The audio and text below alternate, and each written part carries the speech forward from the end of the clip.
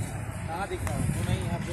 आज आपने संभल के कुछ तीर्थ स्थलों का निरीक्षण किया है, क्या दिशा निर्देश दिए और क्या देखा है यहाँ पर? सामान्य रूप से सभी जो तीर्थ स्थान हैं और कूप हैं वो कागजों के अंदर दर्ज हैं, किंतु किसी कारणवश उन पर कब्जा हो गया। तो बहुत सी जगह पे जो हमारे प्रधान जी हैं, हमारे ईओ साहिबान हैं, हमारे जो पार्षद हैं, वो स्वयं इनको निकलवा रहे हैं। तो जिस तरह से हम अन्य अन्य स्थानों पर अतिक्रमण को हटाने का ड्राइव चलाते हैं, उसी तरह से ये जो तीर्थ हैं वो मूल रूप से तालाब हैं, क्योंकि पहले तालाब के ऊपर ही एक तीर्थ स्थल होता था, वहां स्नान इत्यादि होती थी, पूजा इत्यादि होती थी। तो उन तालाबों को हम निकलवा रहे हैं।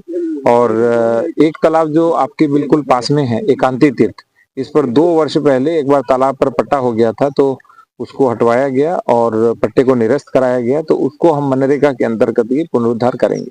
तो जो ग्राम क्षेत्र के अंदर है उसे मनरेगा और ग्राम निधि के माध्यम से हम पुनरुद्धार कर रहे हैं, और शासन की योजनाओं के माध्यम से। और जो नगर क्षेत्र के अंतर्गत है उनको हम जो नगर पालिका परिषद है उसके माध्यम से, रेगुलेटेड एरिया के माध्यम से, और इसके साथ साथ शासन की जो नगर विकास विभाग की योजना है, वंदन योजना, उसके अंतर्गत सुधार कर रहे हैं। इसके साथ साथ जो पर्यटन संस्कृति और जो धर्मार्थ कार्य विभाग है उनके माध्यम से भी पुनरुद्धार करने की योजना है। सर कौन कौन से तीर्थ देखिए आज यहाँ पर?